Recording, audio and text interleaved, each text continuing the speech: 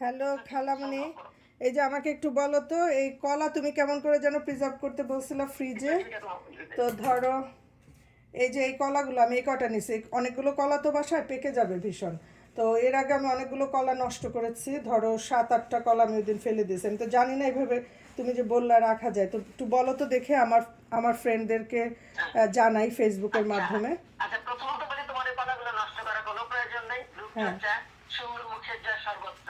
তাই আচ্ছা, তুমি মুখের এবং চুলের যত্ন করতে পারবা একটু মধু দিয়ে। মানে যেগুলো পেকে যায়, খুব খুব পেকে যাওয়া কলাগুলো, আচ্ছা। আর পেকে না যাওয়া কলা কিভাবে রাখবো, ফ্রিজে কি করে রাখবো, এই যে আর যে এরকম? সমস্ত কলাগুলো তোমার ভয় লাগবে আবার নষ্ট হতে পারে, সেই জন্য তো ফোন করা। আমি বলবো এই কলাগুলো আমি রোজা সেইভাবে আমি প্রিজার্ভ করেছি, অনেকদিন থাকে।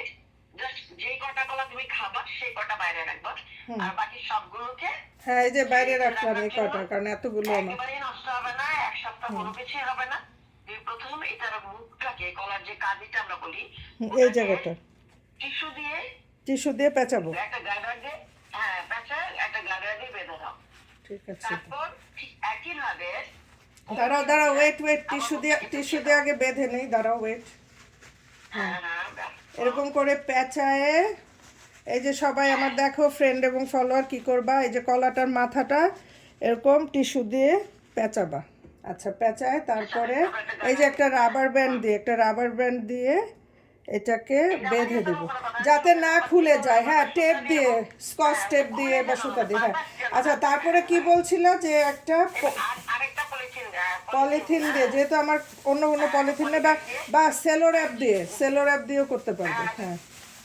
এই করতে পারে, একটা জিপ লক ব্যাগ হতে জি পারে, ব্লক কিন্তু ব্যাগ একটা বা যেটাই হোক, প্যাকেট মানে ব্যাগে পুরো দিবে। কলাটা ঢাকতে হবে না, শুধুমাত্র মাথাটুকু। না না, শুধু শুধু মাথাটা, হ্যাঁ।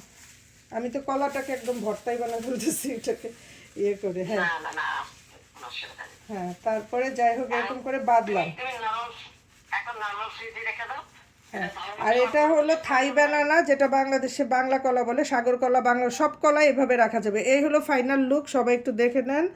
এই যে এরকম করে কলাটা আসলে রাখতে হবে। এই মাথাটাকে আমি টিস্যু দিয়ে পেঁচিয়ে রাবার ব্যান্ড আটকেছি, আপনারা রাবার ব্যান্ড ছাড়া স্কচ টেপ দিয়েও আটকাতে পারেন। আর এই যে তারপর পলিথিন বেঁধে এখন কলাটা এরকমই থাকবে। ও আমাকে আমার খালা বলছেন যে এটা ফ্রিজে এমনি রেখে দেওয়া যাবে, আর কোনো প্যাকেটেও রাখতে হবে না, এমনি করে রেখে দিলে এটা মোটামুটি কতদিন থাকবে খালা? 7-8 দিন? 15 ডেজ কোনো সমস্যা নেই, 7 দিন তো অবশ্যই। 7 7 দিন দিন? তো তোমার বাইরে রাখা কলাগুলো খেয়ে ফেলবা, হ্যাঁ, দেন আবার আর ফ্রিজে 7 করবা, দিন তারপর থাকলেই খেয়ে ফেলবা। যথেষ্ট, এর বেশি তো আর রাখার প্রয়োজন হয় না।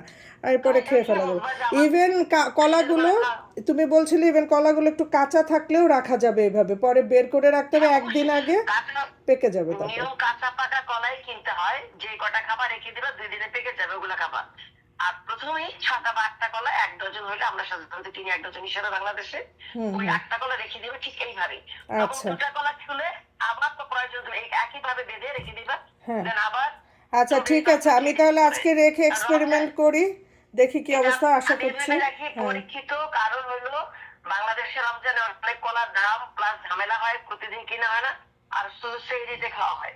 আমি ঠিক একইভাবে ডজন ডজন কলা কিনে এইভাবে রাখতাম।